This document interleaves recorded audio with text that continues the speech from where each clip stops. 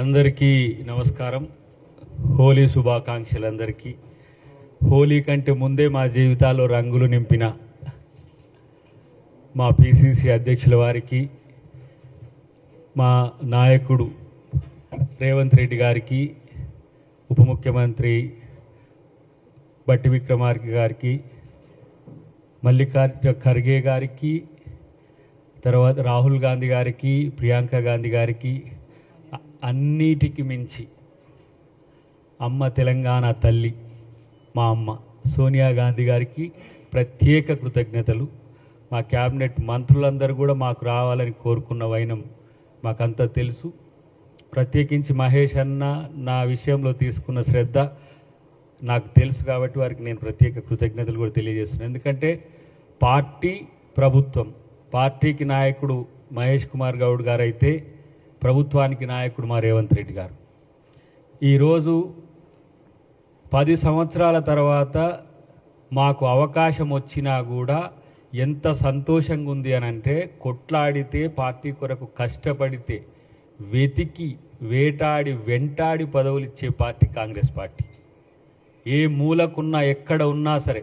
ఈరోజు విజయశాంతి గారికి వారు తెలంగాణ ఉద్యమంలో పనిచేసిండ్రు, కాంగ్రెస్ పార్టీ కోసం పనిచేసిండ్రు. బీజేపీ బీఆర్ఎస్ రహస్య ఒప్పందాన్ని తెలుసుకొని పార్టీలోకి మళ్ళీ వచ్చి తనకు అవకాశం ఇవ్వకపోయినా మళ్ళీ పార్టీ కొరకు ప్రచారం చేసినందుకు వారికి ఒక ఆడబిడ్డగా, తెలంగాణ ఆడబిడ్డగా అమ్మ సోనియా గాంధీ గారు మా పార్టీ అంతా బ్లెస్సింగ్స్ ఇచ్చింది. ఒక సామాన్య కార్యకర్త నుంచి వచ్చిన శంకర్ నాయక్ గారికి అవకాశం ఇచ్చింది. నేను ఒకటే మాట రాజకీయం మాట్లాడదు. ఎందుకంటే కేసీఆర్ గారు మస్టర్ కోసమే అసెంబ్లీకి వస్తున్నాడు, ప్రజల కోసం కాదు. బీఆర్ఎస్ పార్టీ ఫ్రస్ట్రేషన్లో ఉంది. స్ట్రేచర్ గురించి మాట్లాడే స్థాయి ఎవరికి ఉంటుందంటే నియంతలకు ఉంటుంది. హిట్లర్ కూడా స్ట్రేచర్ గురించే మాట్లాడింది. మనుషులంతా సమానమే అనేది ప్రజాస్వామిక భావన. నేను చాలా గొప్ప, నా స్ట్రేచర్ ఉన్న వాళ్ళు ఎవరూ లేరనుకోవడం అనేది అహంభావం. హిట్లర్ కూడా ఏం చేసిండు, గోబెల్ అంటోని అబద్ధాలను ప్రచారం చేయడానికి ఒక మంత్రినే పెట్టిండు. ఇవాళ కేసీఆర్ చేస్తున్నది కూడా అదే. ఇవాళ జగదీష్ రెడ్డి చేసిన పని అదే. ఆయన ఆస్కార్ లెవెల్లో నటిస్తున్నాడు. 9 సంవత్సరాల అధికారంలో ఉండి ఎస్ఎల్బీసీ 8 కిలోమీటర్లు మీరు 300 కోట్లు తవ్వలేదు. మరి మీకు ఏడుపెట్లు వస్తున్నది? రైతులు ఏడిపించిండ్రు, లక్షల కోట్లు ఖర్చు చేసినామంటున్నారు. ఇవాళ తగుదునమ్మా వచ్చి అని ఇలా అసెంబ్లీకి వచ్చి స్పీకర్ గారి పట్ల వ్యవహరించిన తీరు, రాజ్యాంగ వ్యవస్థల పట్ల, సభా సాంప్రదాయాల పట్ల, సభాపతుల పట్ల కనీస గౌరవం లేని సన్నాసులను తయారు చేసిన పార్టీ అలా బీఆర్ఎస్ పార్టీ. మీరు అనుకుంటున్నారు తెలంగాణ ఉద్యమంలో మేము తెగించి కొట్లాడినాం, మాకు నోరుంది, మేము ఏమైనా చేయొచ్చు అంటే, ఇగో ఇక్కడ ఉన్నాం. మీరు పండుకున్న రోజు కొట్లాడిన వాళ్ళం మేము. రాములక్కైనా నేనైనా. నా పార్టీ తెగించి తెలంగాణనిచ్చి ఒక ఆంధ్రప్రదేశ్లో పార్టీ అధికారాన్ని పోగొట్టుకున్నది. అయినా సరే తెలంగాణనిచ్చిన చరిత్ర కాంగ్రెస్ పార్టీది. మీ త్యాగాలు ఎక్కడున్నాయి? బీఆర్ఎస్ పార్టీ త్యాగాలు ఎక్కడున్నాయి? దేశం కొరకు త్యాగాలు ఇచ్చిన కుటుంబం కదా కాంగ్రెస్ పార్టీ.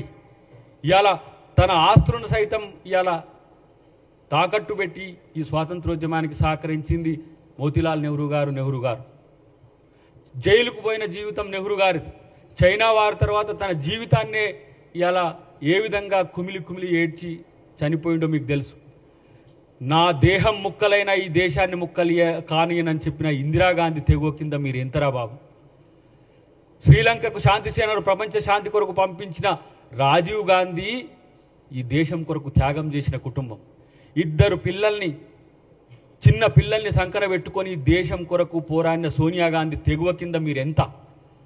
అప్పటికి కూడా పార్టీని అధికారంలోకి తెచ్చి యూపీఏ చైర్పర్సన్గా ఉన్న సోనియా గాంధీ గారి కాళ్ళు మొక్కితే తెలంగాణ ఇస్తే దానికి ముఖ్యమంత్రులైన మీరు స్ట్రేచర్ గురించి మాట్లాడుతున్నారు. నిన్న ముఖ్యమంత్రి గారు ఏమన్నారు? స్ట్రేచర్ గురించి మాట్లాడేటోడు స్ట్రేచర్కు పోతారు, స్ట్రెచర్ నుంచి ఆడికి పోతారు, మార్చురికి పోతారు. హిట్లర్కి అదే అయింది. స్ట్రెచర్ గురించి మాట్లాడి హిట్లర్ ఏమైంది తెలుసా? చివరికి తనను తాను కాల్చుకొని చచ్చిండు కేసీఆర్. గుర్తుపెట్టుకో, నియంతల జీవితం చివరికి ఎక్కడికి వస్తుందో అది. ఫాల్స్ ప్రిస్టేజ్కి పోకు. నీకు అధికారం ఇచ్చిన రోజేమో అందలం ఎక్కి కూర్చొని అందరినీ కూర్చోబెట్టి ఇవాళ స్పీకర్లను గౌరవించిండ్రా, మీరు ప్రజాస్వామ్యాన్ని గౌరవించిండ్రా? ఒక దళితుడైన సిఎల్పి నాయకుడుగా ఉన్న బట్టి గారి యొక్క అధికారాన్ని తీసేసింది ఎటుపోయింది? సంపత్ గారిని, వెంకటరెడ్డి గారిని డిస్మిస్ చేసే హక్కు మీకు లేకుండా చేసిన రోజు ఎటుపోయింది? ఇలా మీకు ప్రజాస్వామ్యం గురించి గుర్తొస్తున్నది, మీకు ప్రజలు గుర్తొస్తున్నారు, మీకు నటులు ఇవాళ మీరు ఎట్లా నటిస్తున్నారో చూస్తున్నాం.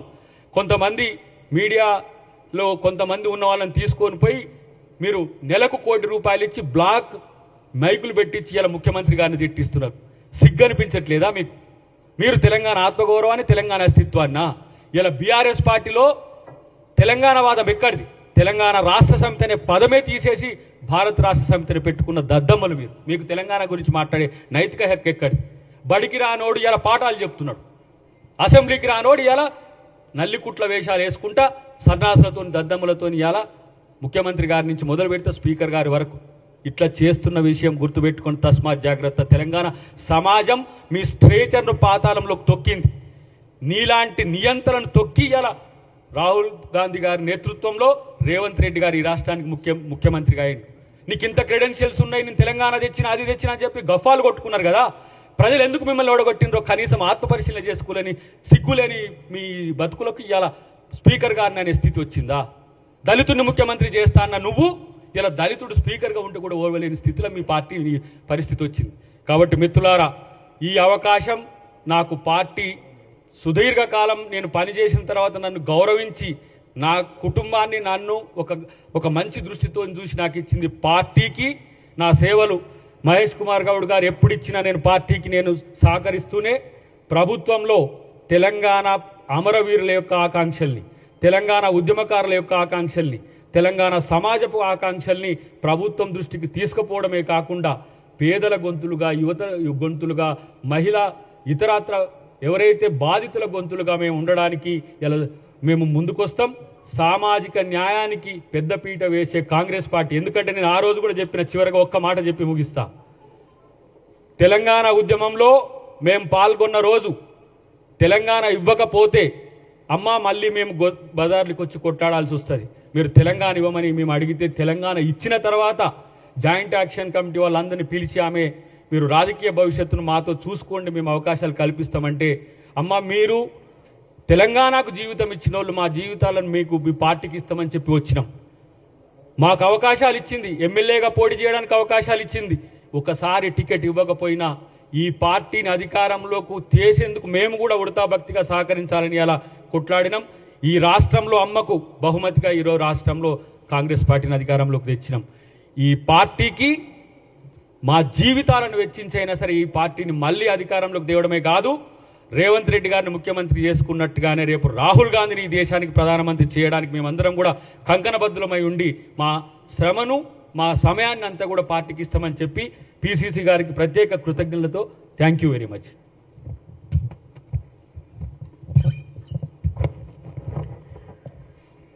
అందరికీ నమస్కారం. మా తెలంగాణ ఇచ్చిన సోనియా గాంధీ గారికి, రాహుల్ గాంధీ గారికి, మల్లికార్జున్ ఖార్గే గారికి, ప్రియాంక గాంధీ గారికి, మా తెలంగాణ కాంగ్రెస్ ముఖ్యమంత్రి రేవంత్ రెడ్డి గారికి, మా కాంగ్రెస్ రాష్ట్ర అధ్యక్షులు మహేష్ కుమార్ గౌడ్ గారికి, ఉప ముఖ్యమంత్రి బట్టి విక్రమార్క గారికి, మిగతా మంత్రులకి, ముఖ్య నాయకులకి, మా కాంగ్రెస్ కార్యకర్తలకి అందరికీ నేను ధన్యవాదాలు తెలియజేసుకుంటున్నాను.